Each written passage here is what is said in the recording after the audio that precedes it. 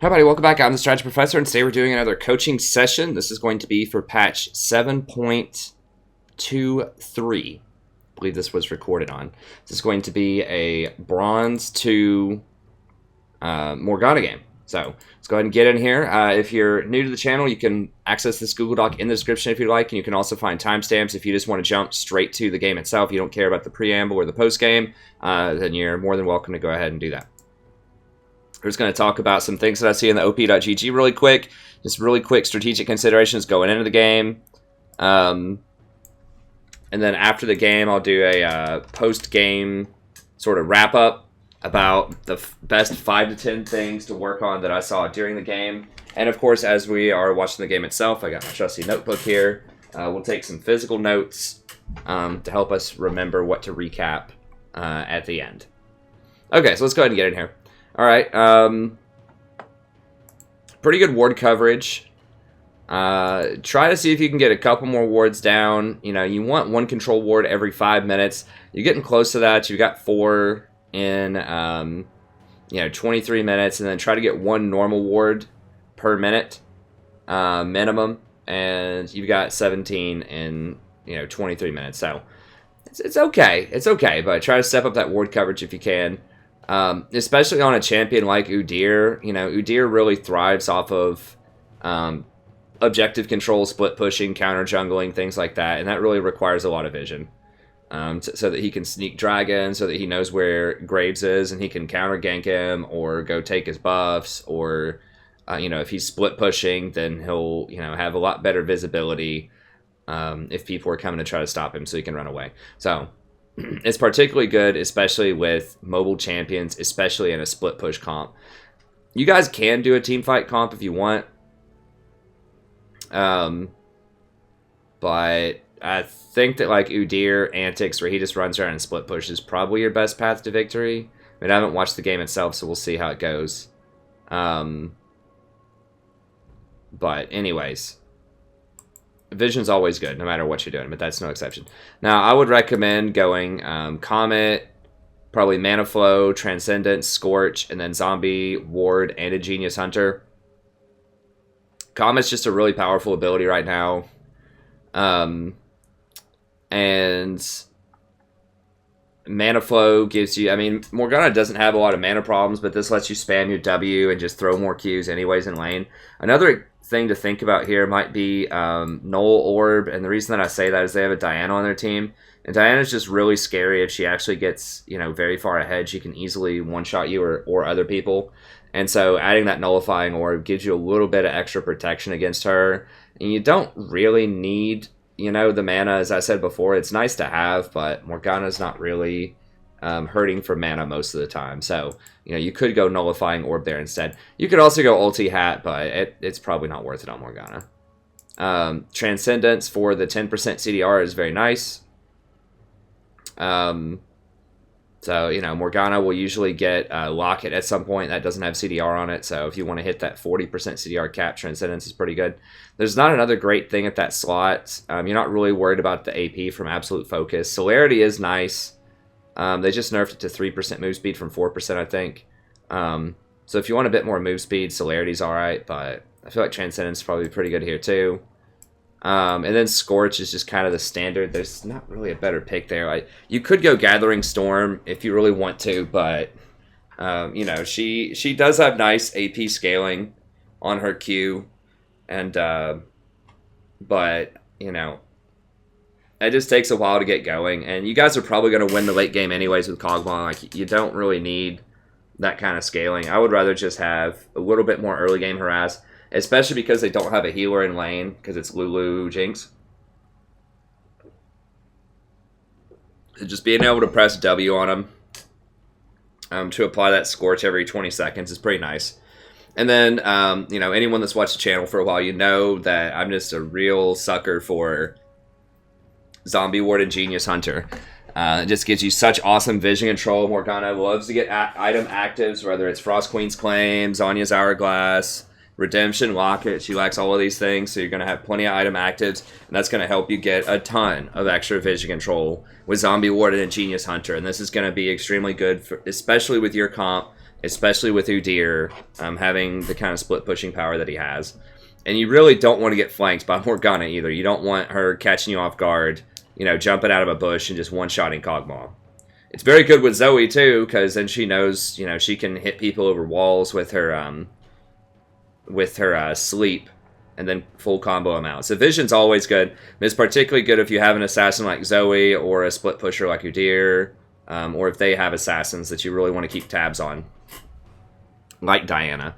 So extra Vision, always great, and I really, really love that combination on virtually everybody, especially people that can get comfortably get at least 2 activatable items in their build, and Morg can get, you know, up to 3, because she's one of the only champions that I actually do recommend Frost Queens on, because landing that slow, or using the slow to be able to land a bind with your Q is extremely powerful. So, I mean, it's a 3-second bind with your Q, especially if Lulu never gets a Mikhail's, which it looks like she doesn't, and Jinx never gets a Quicksilver Sash. So, yeah, you know, that's a really good item on Morgana. Okay, so items I recommend. I mean, something else you could consider here is you might want to go for Second Wind. If you're afraid, like, instead of going Zombie and Ingenious, you could go down the Resolve tree and get something like Second Wind and Revitalize. This would make your Locket and Redemption stronger. And I think, let me look at the wording. I believe it applies to your items, or is it just your spell casts? Grants 5% healed shield power. Healing and shielding is increased by 10%. Incoming and self-healing and shielding is increased by 10% while you're below 40% health. Okay, yes. Yes. So Revitalize does work. Oh, it shares a slot with Second Wind, though. You could go Font of Life. It's not bad. That would give everyone healing if you, you know, hit someone with your Q.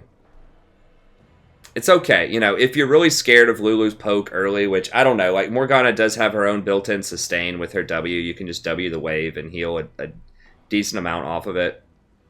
You know, if you're afraid of the poke, you could go something like Second Wind, Mirror Shell.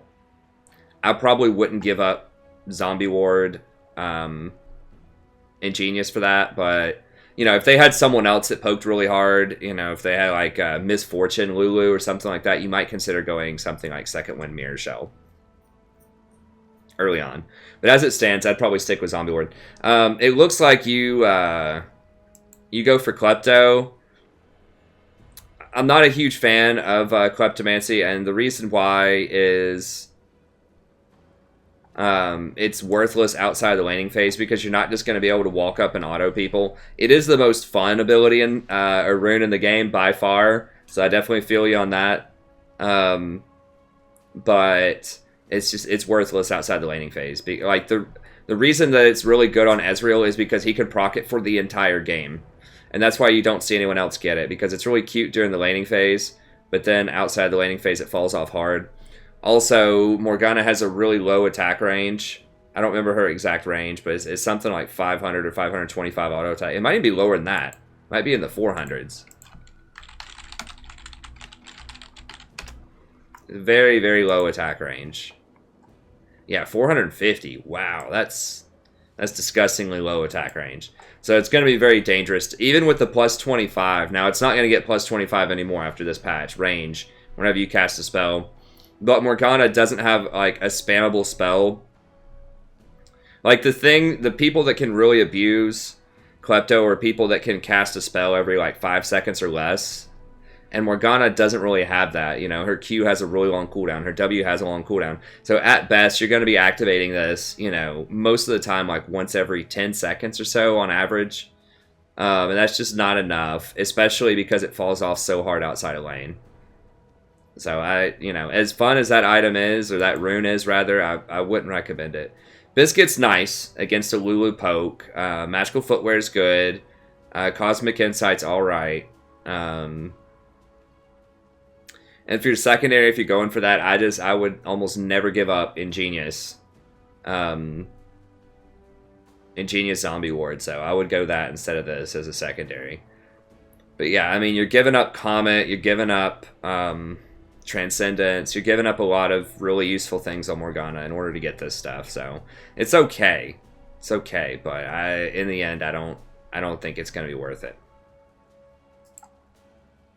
Just because, you know, in the laning phase, it's all right, but it's not as good as other options.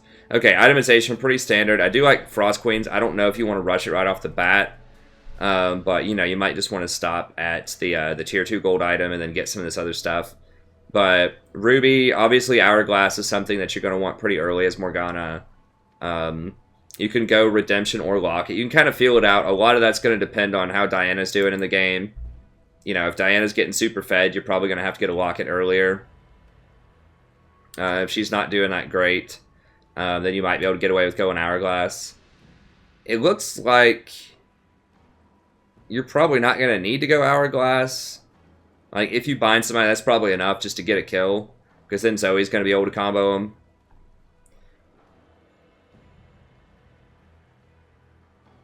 So, yeah, you know. I probably wouldn't even worry about it. I'd probably just, you know, go into Locket Redemption with Ruby Sightstone and just not even worry about Hourglass. Because I don't know. Once again, that's going to depend on how strong Diana is. If Diana's really strong and she can one-shot you might need to get Hourglass. But, you know, some build resembling this would be good. And I would max Q, obviously, but then I would max Black Shield second before W. W is nice in the laning phase. You could get 1 or 2 points to help you with the lifesteal extra in laning phase. So maybe a total of 2 or 3 points in W. But then you max Q. And then the E, the Black Shield, you really don't want that to break. And you want that to hold on Kog'Maw. You know, Diana's going to be the only person who can break it, and as long as it holds, it's going to protect Kog'Maw from Lulu, Ornn, and even a lot of the burst damage off of Diana.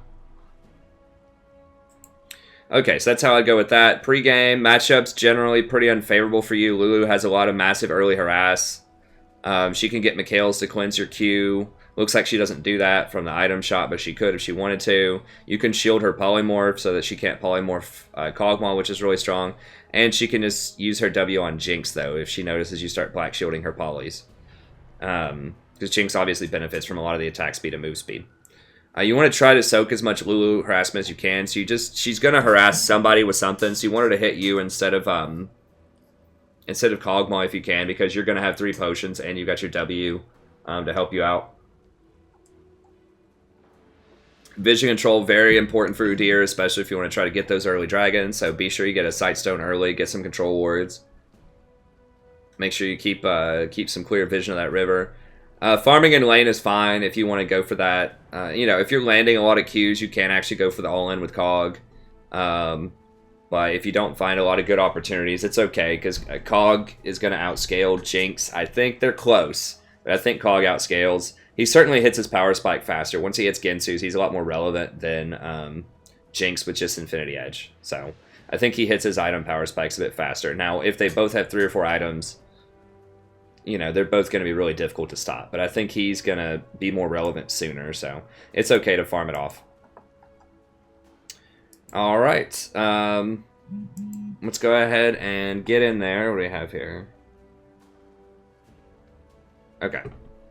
Let's go ahead and get in there.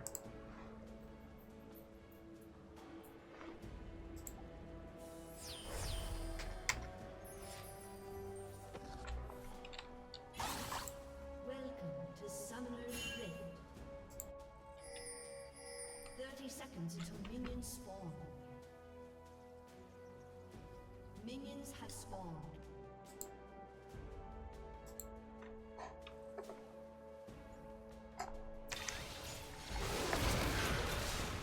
Okay, good.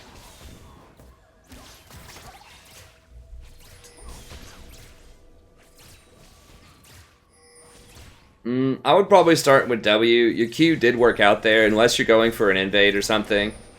The reason is you can push the wave faster, and that's going to help you hit level 2 first, and make sure that you don't get pushed all in. So yeah, it's not as good for fighting, but it's really good for clearing the wave, which is important.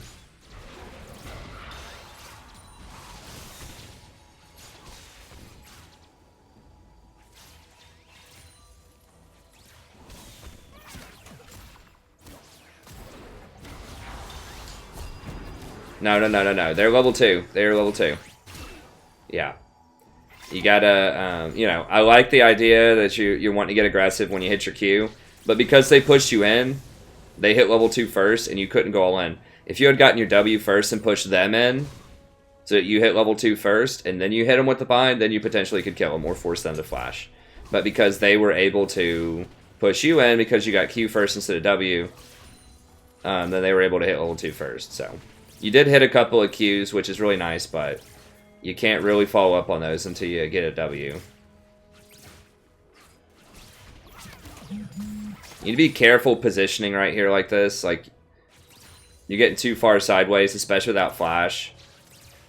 Like, if they had this warded, and Lulu just wanted to go really hardcore, you know, she could flash on you, and then, like, auto-attack EQ you, and then just, like, run you down. While Jinx just, you know, auto-attacks you to death. Because you're down your exhaust and your flash, and they still have a heal.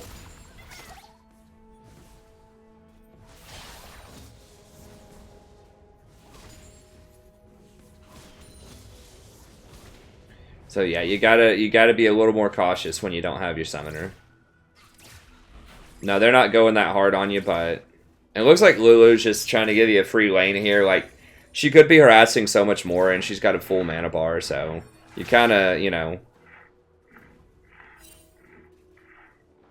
kind of lucking out here in a sense. She's just happy to sit here and watch you farm. She should be the aggressor. They should have the advantage in the early laning phase.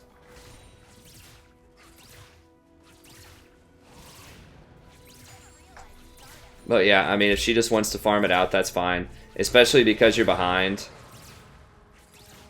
Now, a lot of, you know, supports, in theory, if you miss a Q like that, they're going to know you're very vulnerable.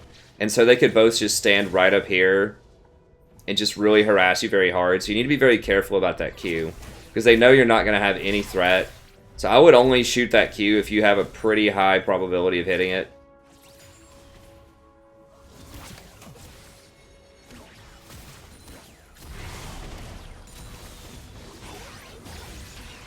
Cog might die here. Okay, that's a good shield.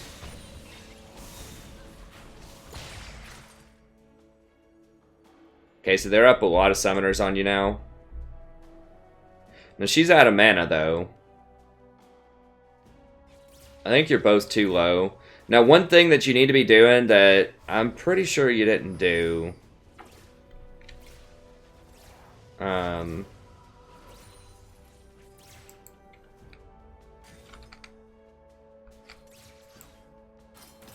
is I haven't seen you W the wave yet.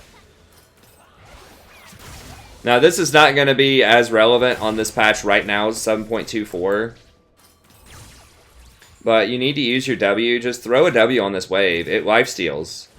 That's one of the nice parts about Morgana, is it's not going to... Its damage is... Okay, there you go, there you go. Okay, so you are doing that. I just wasn't paying attention. So yeah, you should be doing that, you know, every time that's off cooldown. Just about. You should be Wing the wave to get the lifesteal going. We've seen this, so I'm just gonna fast forward through it.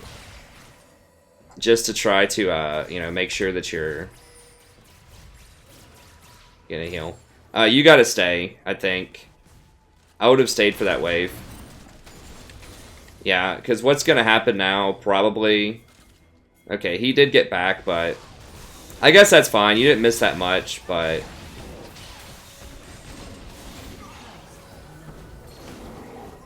Okay, that was a great gank by Udyr. He noticed they were overstaying, and Cog just showed back up with fresh items.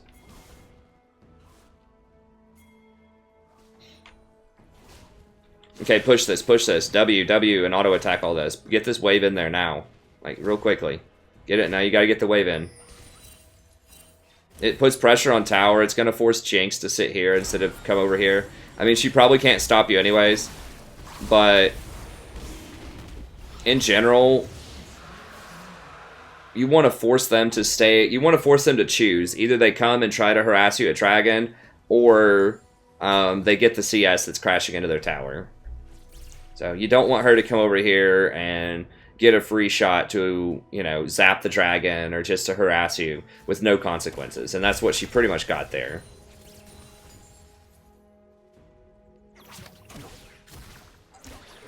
Okay, so let me write a couple of these things down really quickly.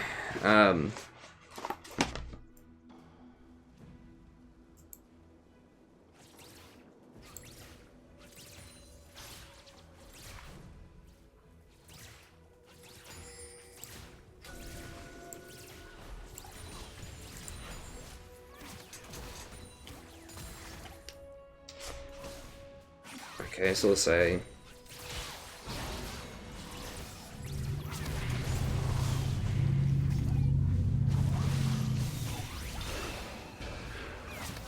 Okay, good bind, good bind.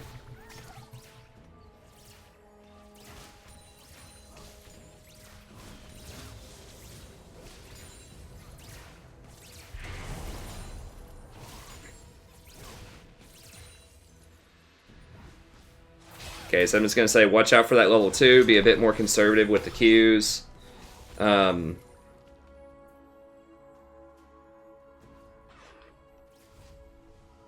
Push wave before dragon.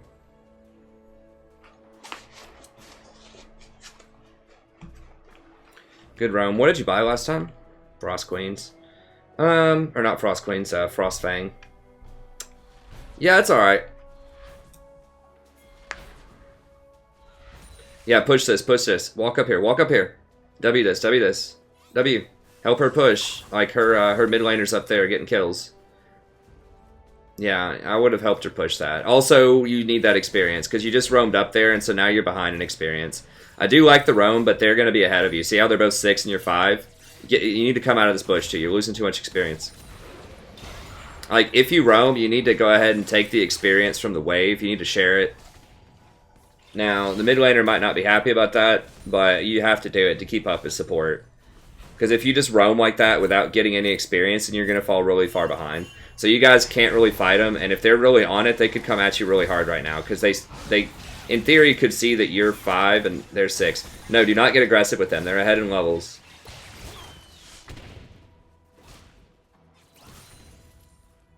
Lulu's level 6 is pretty big. Jinx's is kind of whatever, but Lulu's is pretty significant. I mean, a death rocket to the face from Jinx does hurt, for sure.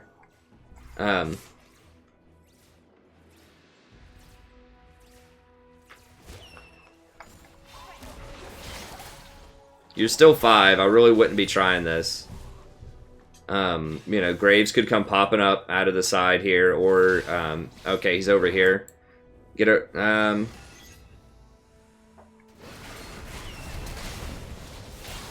okay, good. Okay, you did hit 6. Okay, let me back up there. Did you just land a bind?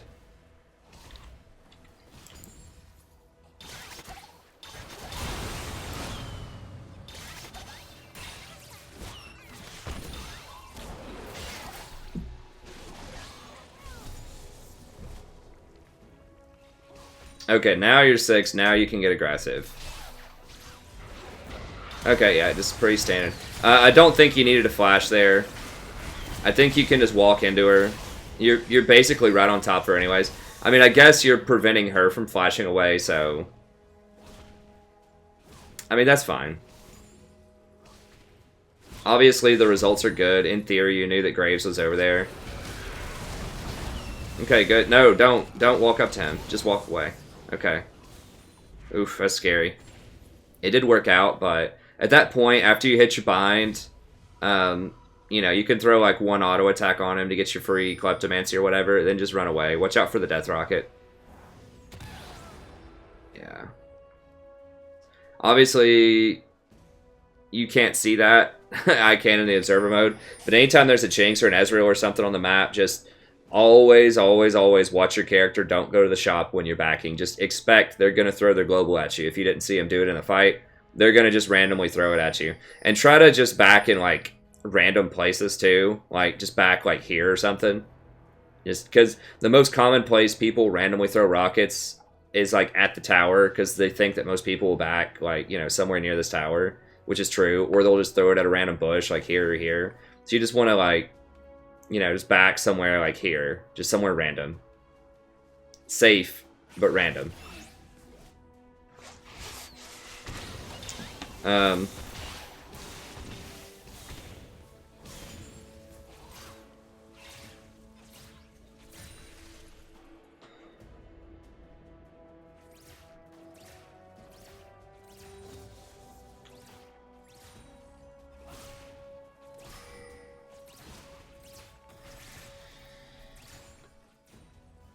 So I'm just writing down, push wave and get experience on the roam, and don't start fights if you're down core, like key levels, like level 6 is a huge one. Level 2 and level 6 are the most dangerous times in League of Legends.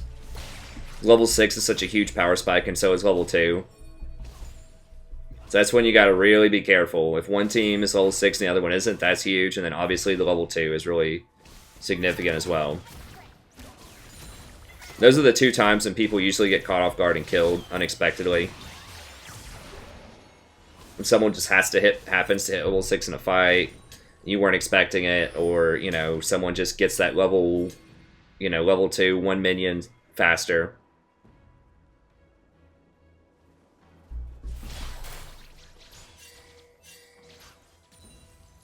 What do you have item-wise?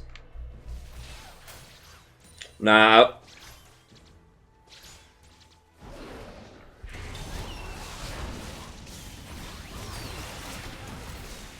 Yeah, I would have gotten the sight stone. You really want vision here.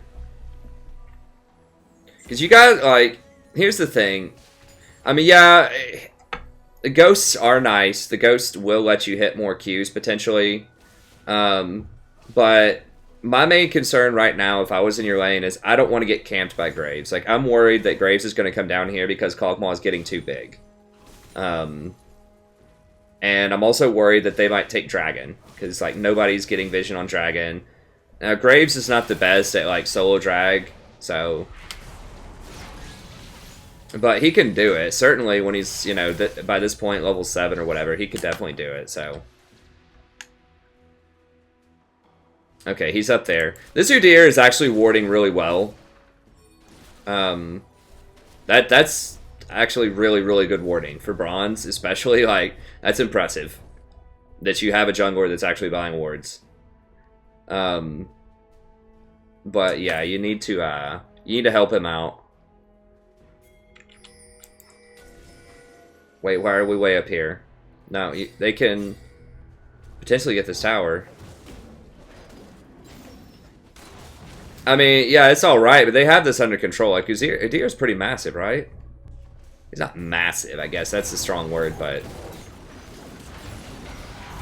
Okay, I mean, that was helpful. I'm just not sure. Like, when you show up here, you're exposing Dragon, and you're also exposing tower. Like, Graves could just come down here and just sit on this tower, and it's so low right now. Like, if Graves was... I guess they just killed Graves in the jungle. I mean, I guess if you see Graves die like that, it's fine. I'm just a little worried. Like, they're basically not punishing Kog'Maw at all. They should have just seen you top lane. So they could go really hard on him right now. But they're, like, backing up for some reason. You know, so you're lucking out on their lack of map awareness. Like, roaming top is cool and everything, but I feel like you don't really want to try to do that most of the time. Unless, like, you either have the bottom tower down, or unless there's some extreme stuff going on. Like, you're just absolutely getting walloped bot lane. You know, you're down, like, 0-5 bot lane, and you just really need to make something happen. And then you can maybe start roaming. But you guys were winning bot lane decisively. And, you know, yeah, they didn't punish Kog, like, that hard. But at the same time, you also gave Jinx, like, 2 or 3 minutes of just free farm.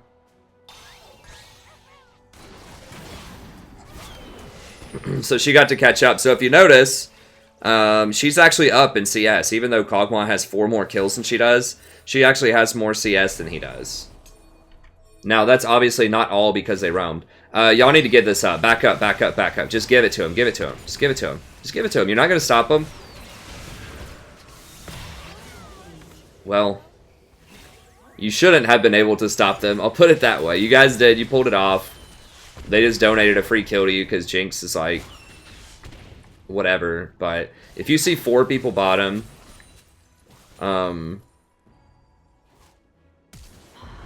you know, you need to back up. Okay, that was good.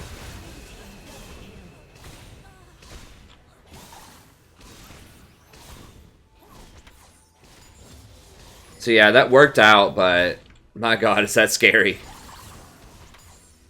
You know, they all could, instead of backing up, they all could have just focused and killed this tower. I mean, it has 100 health.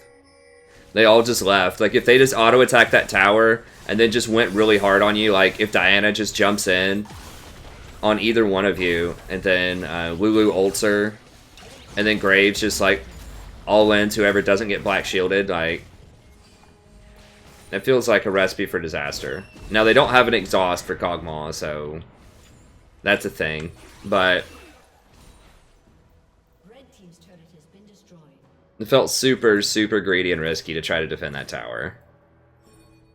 Like, you could maybe defend it against, like, 3 people. I could see that. But once there's 4 people there, you need to back up. So I know that the result looks good, right? Y'all pulled it off. You know, you saved it. You got a kill. You're able to transition and get a double kill off of that. Udyr was able to get a ton of map pressure top while they're all playing around bottom.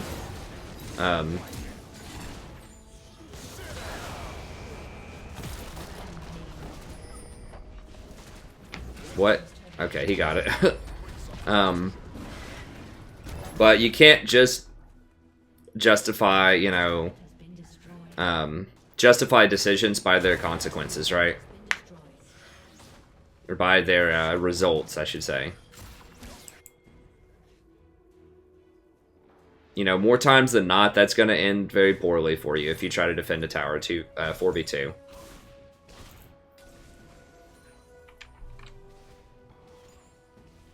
Okay, I like the Sightstone. I would just go Ruby here, honestly. Give you more Frost Queens. Give you a 4th ward. I'm not really that concerned about their team fight with Locket right now.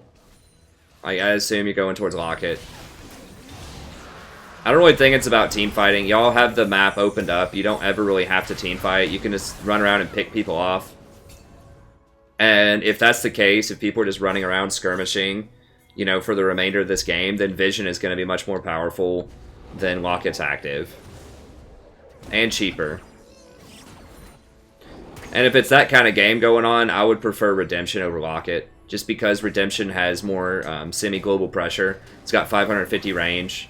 So, if everyone's running around acting crazy, like, for instance, you could throw a Redemption there right now. Not that it's needed, but if you're a little bit behind the play or a little bit late rotating, you could throw Redemption there. Yeah, ping this. Okay, you pinged it. Run towards him, though. Okay, that was good. Yeah, see, she can't even one-shot you. So I really wouldn't worry about Locket. She's so far behind. I mean, Diana is completely worthless if she's not, like, really, really far ahead. Like, if she doesn't kill you in one shot, there's really no point. Okay, so, I'm gonna say give up dangerous towers.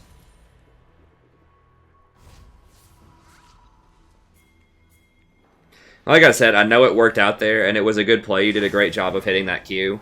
But just, you know, for future reference, I would not recommend that. And I'm bad about that too. I stay and defend things I shouldn't defend all the time. But, you know, it doesn't mean you should follow in my bad footsteps. And everyone else, everybody does it. Everybody does it, you know, even if you watch, you know, Challenger streams or whatever. Even sometimes in pro play, people stay and defend towers they shouldn't defend. But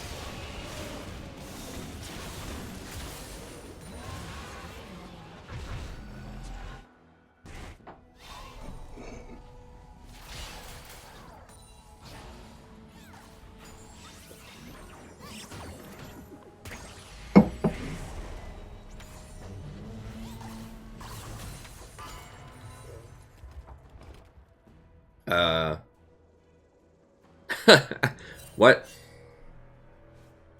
I don't know if you can see that or not. If you see him waste that, in theory, you could go more aggressive as a team, so you know he's not going to have that cooldown. But I don't know if you see that or not. I can see it in the replay client, obviously, but...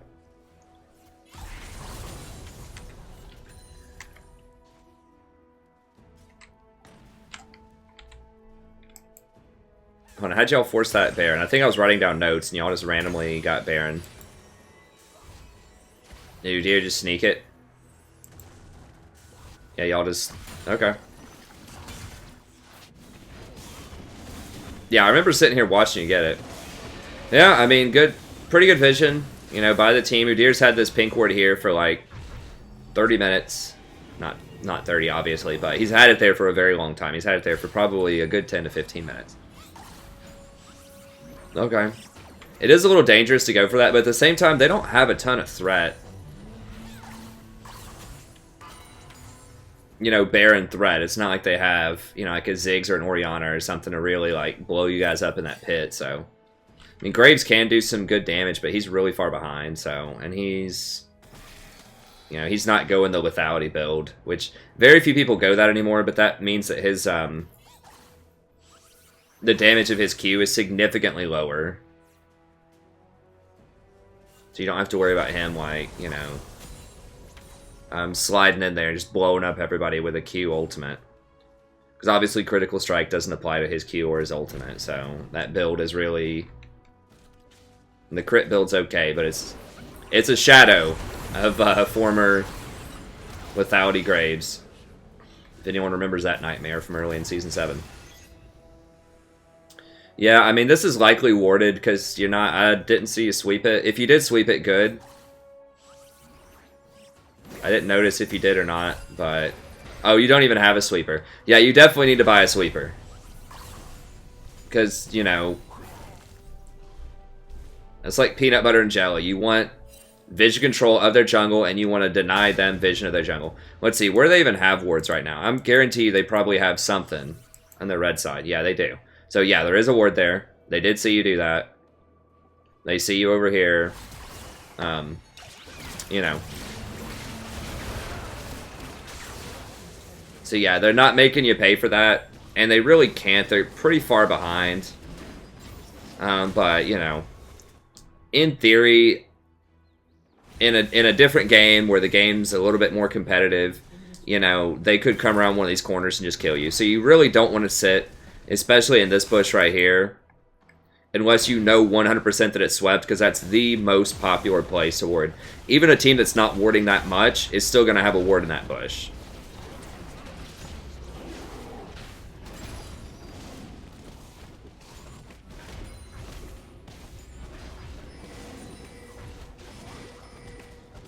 Okay.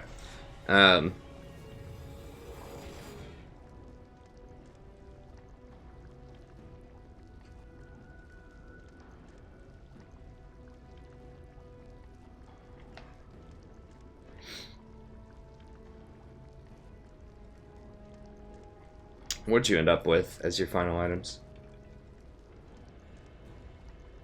Yeah, that's pretty legit. Like I said, I probably would have just transitioned over towards, you know, something else just to help you close out the game a bit faster. Y'all did it pretty well. But yeah, I really wouldn't get Locket there. I'd get Redemption. You know, you might even want to consider, this is something that I've been trying more and more. It's kind of weird on Morgana, but you could go something like a Banner of Command to help you push lanes a bit faster. It does have CDR on it. You're not going the Ingenious Hunter build, though. If you go Ingenious Hunter and you get Ruby Sightstone, Banner of Command gets down to, like, I think, like, 45 seconds or something. So that can help you push an end. It's kind of a weird item on Morg, but if you're just really far ahead and you just need something to help you push to end, it's useful. But, you know, the safer option's probably just Redemption. It's good in team fights, and it's good in skirmishes because you can throw it if you're paying attention on the map. You can throw it, like, half the length of the map. And especially with Ingenious Hunter, Ruby Sightstone, that's up every 45 seconds as well. So that allows you to make some really nice plays. Okay, but that's going to be it. So let's go ahead and recap it. Great game. I mean, you hit a lot of clutch Qs. Yeah, you didn't die that often. You did take a couple of bad trades in lane, but you didn't die that often. You know, played pretty carefully. You didn't get caught out in transition, so, you know, it's good. Good job. But, you know, as I always tell my students at the university, you never want to just, if you're workshopping someone's paper or, you know, trying to give some really helpful feedback on something, you know, you never want to say, good job, man. All right. Have a good day. You know, you always want to say something constructive, right? Something helpful. And, you know, you don't want to donate for a coaching session with me to just say good job. So let's talk about some things you can work on here. And sometimes it's the hardest place to find stuff to work on are in games where you do very, very well, because we're always really satisfied with ourselves. Me too. I'm like, man, this is a great game. I played awesome, you know?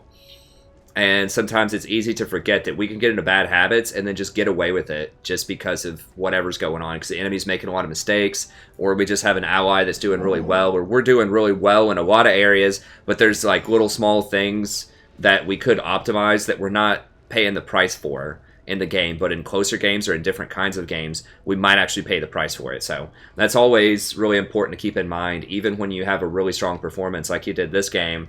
In terms of results, you still want to look at like what you could be doing better. So obviously, you know, be excited, be happy about wins and good results, but always be hungry, always be looking for more.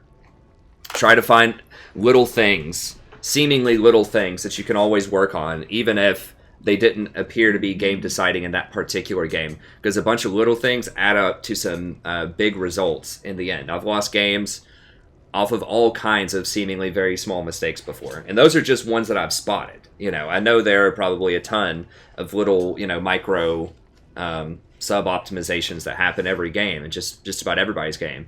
When you start to like really get down to it, like down to your precise movements, could you have gone here just 1 second faster? Could you have made this decision a split second faster and reacted, you know, a tenth of a second faster to get a better result? You know, if you really get hardcore about it, there are always little tiny fractions of ways that we can optimize our play every time. But let's talk about the best things we can do here. The big, simplest yet effective ways that we can improve here. Okay, so number one.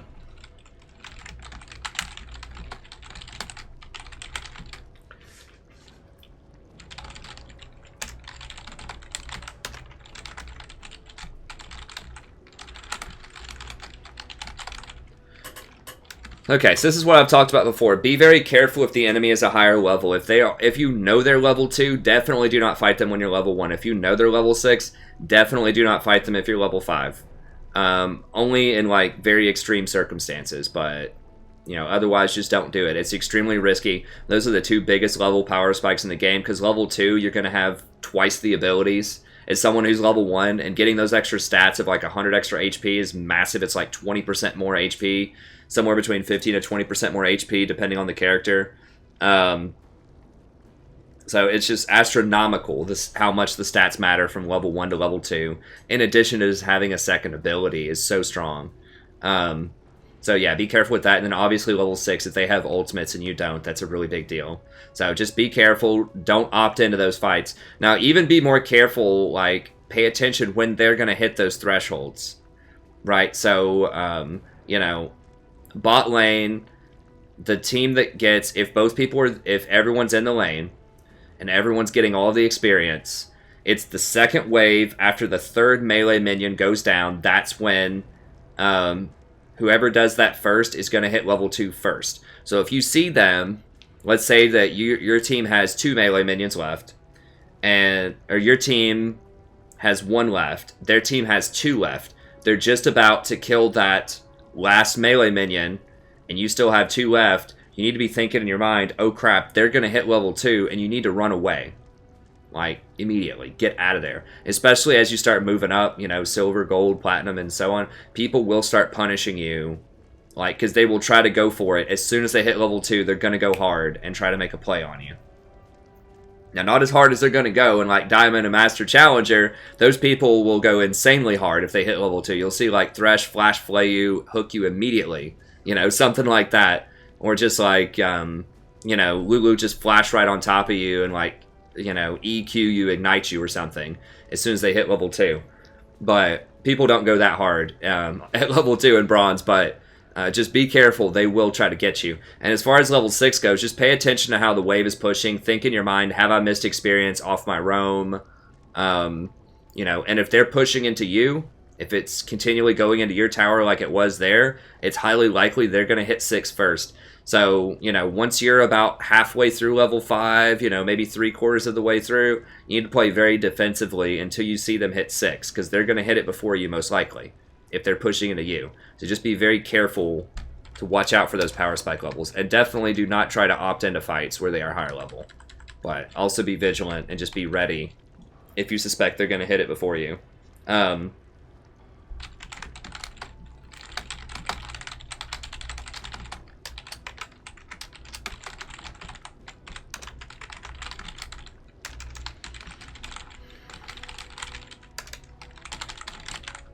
Now, you did hit some nice Qs in lane. You also missed a lot of Qs in lane, and they didn't punish you for it, is the key. So in this particular game, it's fine to throw all those, you know, just random Q, not random, but like just to throw a lot of Qs, because they weren't punishing you. But as you move up, or like a more vigilant team is going to notice that you don't have your Q. They're going to think, okay, all Morgana can do is just W us. That's it, and auto attack us with her 450 auto range. So they're just going to go up and have a field day with you, right? Like Lulu's going to come up and she can just keep auto attacking you, EQ, auto, you know, knock off half your health bar with Airy or Comet or whatever. So, you know, you weren't getting abused for missing those Qs, but in a lot of lanes, people will come at you really hard if they notice that one of your core abilities is down. And this is the same if you're Morgana, you miss your Q, your Thresh, you miss your hook, your Blitz, you miss your hook. The enemy lane, if they're paying attention, knows they're going to have a window of like 15 seconds where they can do whatever they want to you. Just a huge beatdown opportunity if they want it. So, you know, be very careful. And it's balanced that way. Those are really powerful abilities. You know, any kind of hook or, you know, a Morgana bind, those are really strong. So if you miss it, you know, Riot balances it so that you are very vulnerable for a window of time if you miss those. So just be very careful with that. They didn't punish you this time, but they could have.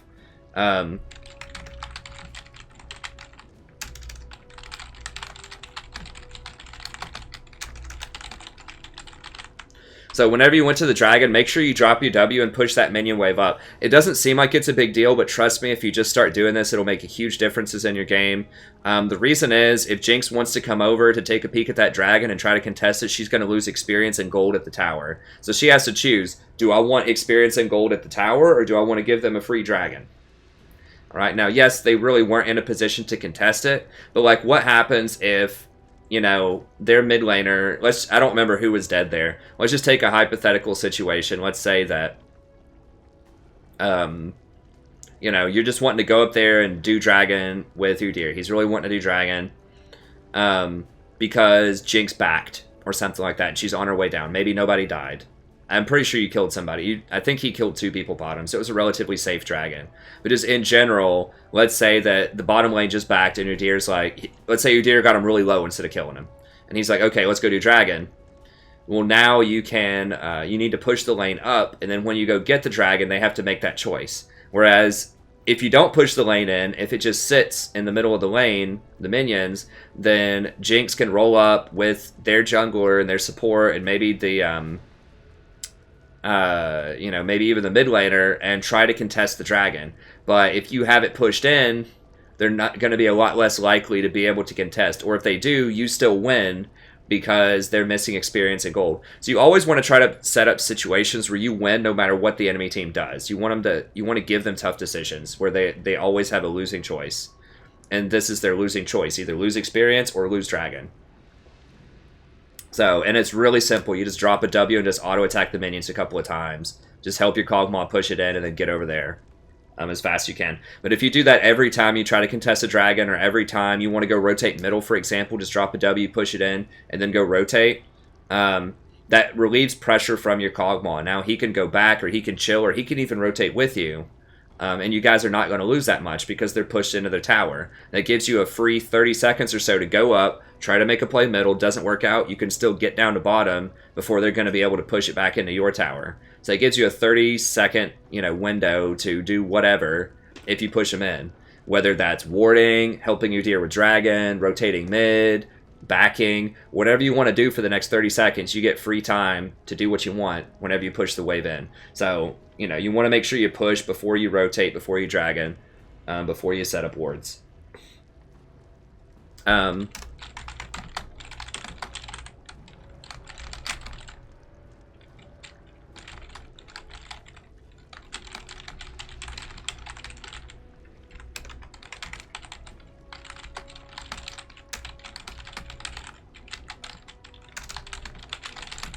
Yeah, so as you know, when you rotated middle, I like the idea of rotating mid. I think your cog was back buying or something, so I like the idea of trying to make that play. But once you saw that their mid laner was top lane, Diana was top getting kills, just immediately W that wave and start pushing it. Just help the Zoe push it. Because that's going to let Zoe like potentially rotate up there to try to make a play, and at the very least, once again, you're making the Diana pay. So yeah, she went up there and got a kill, but she's going to lose, you know, 3 or 4 minions at the tower. And you could even set up a gank there, so let me pull back to that moment really quick. If I can find it. I can't. If we can't find it really quickly, we'll just not worry about it. But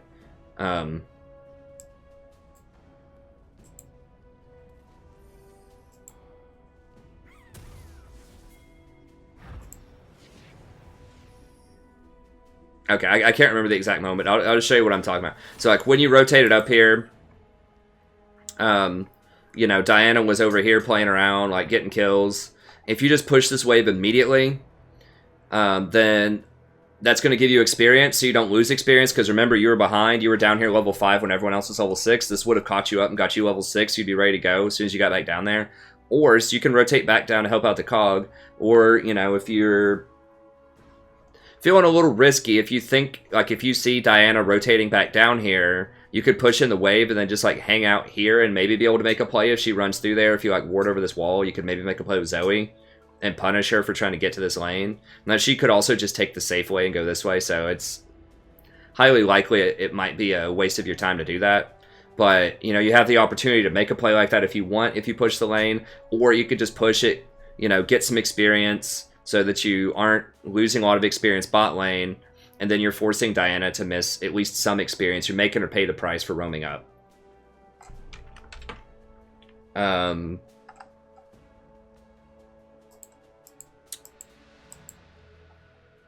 then, let's see. Give up dangerous towers. I talked about that a lot. I'll just write down here, though. And finally,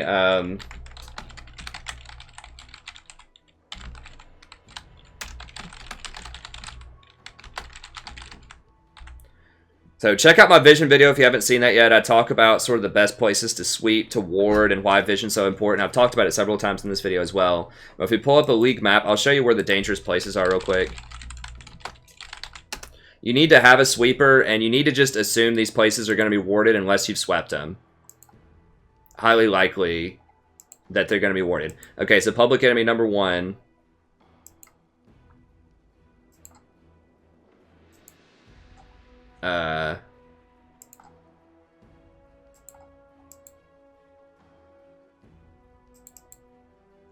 Okay, let me try another image here. Public enemy number 1, in theory. Are we just not allowed to use magnifying glasses now? Is that disabled? I don't know. Okay, so what? I mean, we have a map right here. Let's let's just pull up the game client.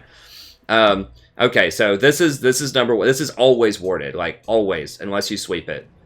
Like if they're warding anything in the game, they're going to be warding this bush. This is the most common bush to ward. This is highly probable that this is warded late in the game, if you haven't swept it. And then, you know, other popular places like this, you know, any sort of bush near river, you know, here is going to be, you know, like maybe warded, like high probability of being warded. This is definitely warded. This is super high probability. And then sometimes people ward like up here too. And then obviously the mirrored stuff down here. This is like always warded, and then this is like likely warded and potentially warded.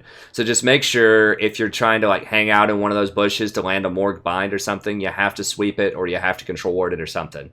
because if you're just sitting here and they just like wrap around and 2 or 3 people come at you and kill you right here, that can be really bad. So just assume this stuff is warded. Also, the entrances, just, you know, like right here, like I said, it could be here, it could be here, could be like over here. Just people always ward somewhere around the entrance to the jungle. Often they will.